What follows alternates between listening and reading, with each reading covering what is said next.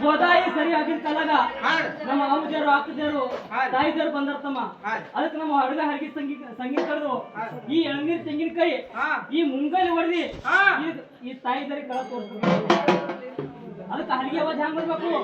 ಅಕ್ಕೋರ್ ಕಿವಿ ಹಿಡಿಬೇಕು